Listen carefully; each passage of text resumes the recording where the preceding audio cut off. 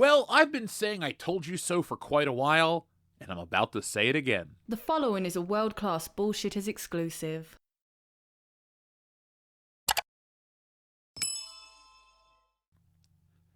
The upcoming Star Wars film centered on Rey, played by Daisy Ridley, is facing setbacks that have generated considerable discussion among fans.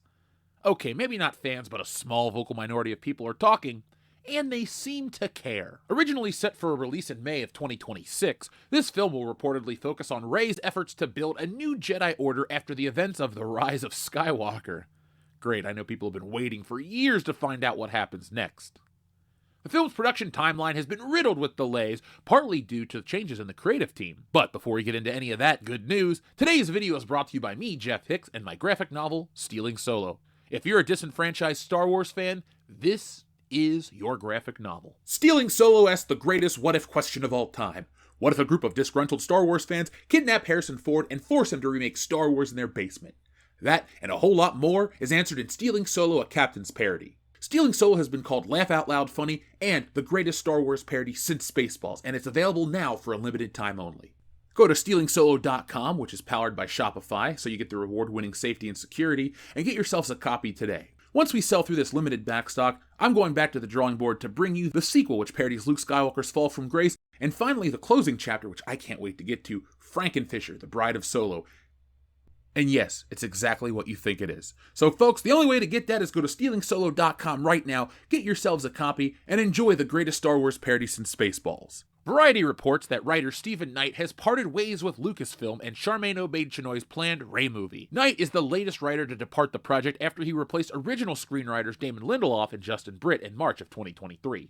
At the time Knight signed on to pen the script, the nature of the project was unknown, until it was confirmed months later at Star Wars Celebration Europe that the movie would see Daisy Ridley return as Rey Skywalker, attempting to rebuild the new Jedi Order after the events of The Rise of Skywalker, a concept no fan wants, but that won't stop this curdled milk train from stinking up the station. These delays are nothing new, and squarely due to the fact that modern-day Lucasfilm is a bit of a shit show. Many Star Wars fans have grown disillusioned with Lucasfilm, primarily due to the leadership under Kathleen Kennedy. Since taking the helm, Kennedy has overseen a series of divisive films and TV shows with inconsistent storylines and character arcs.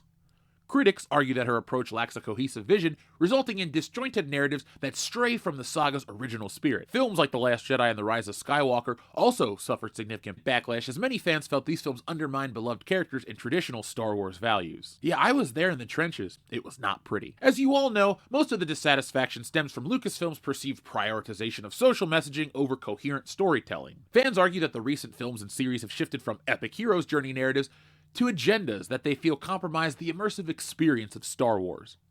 However, in recent years, the lack of storytelling and value have come into question. This shift was especially noticeable in projects like The Book of Boba Fett and Obi-Wan Kenobi, which were criticized for underwhelming everything. However, fans have voiced concerns about Lucasfilm's management of the Star Wars projects, citing frequent director changes and storyline inconsistencies in recent releases. Fans have called into question whether more Star Wars can overcome the perceived mishandling of the sequels.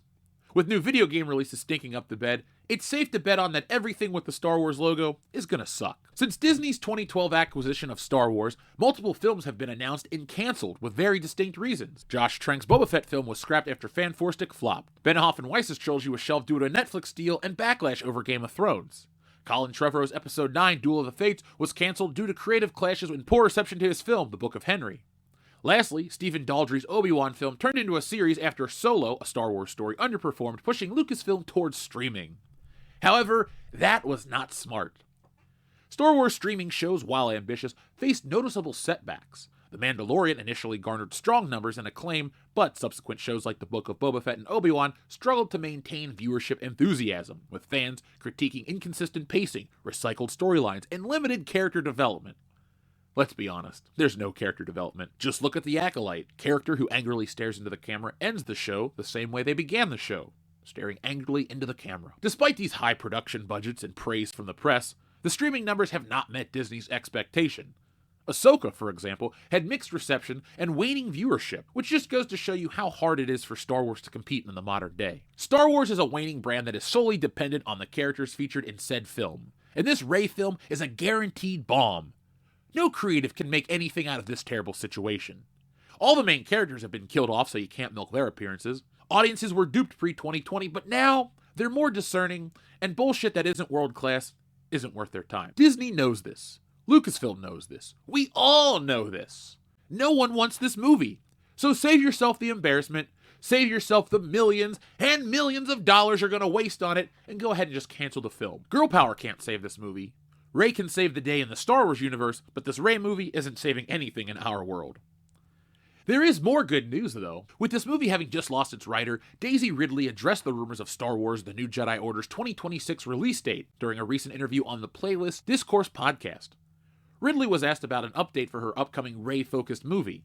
When asked specifically about the rumors the movie has been set for Christmas 2026, the star confirmed that Star Wars The New Jedi Order does not have a release date, affirming that the studio and creative team are ensuring that they have everything situated accordingly before they consider setting a date for it. She said, "We don't have a date. I think the creative process is one that is really a journey."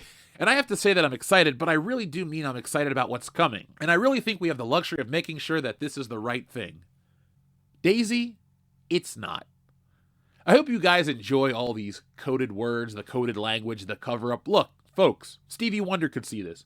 This movie is not done. This movie is never happening. Why? Well, because the people who are making it don't know what they're doing. Lucasfilm has a bunch of people working there, and all of them are ill-equipped to work on this Star Wars project. Look, Lucasfilm is a company with one thing: Star Wars. They tried Indiana Jones. That was one of the biggest failures in history, and now they're going to keep chunking away at Star Wars. You would think after so many disappointments that they would hit a winner, but that's not really happening. They hit it big on Disney Plus with The Mandalorian, but all their BS kind of ruined that, and all the subsequent shows were the stuff of legend. So folks, I'm going to spare you all of that, but I know you want more. So if you want to hear me talk about The Acolyte, The Book of Boba Fett, The Mandalorian, or anything Star Wars related, well, WCBS is your place to be. Check out the archives for that and a whole lot more. We have videos on everything: comics, movies, games, ethics, technology, you name it. WCBS, we're the epitome of all of that. So check it out after this video today. But folks, thank you for watching. If you want more, check out our Patreon page where you can become a member, an executive producer, and a whole lot more. Check out our shorts, watch us live Tuesdays and Thursdays, and until then, be smart, be safe, be cool, but always be excellent to each other.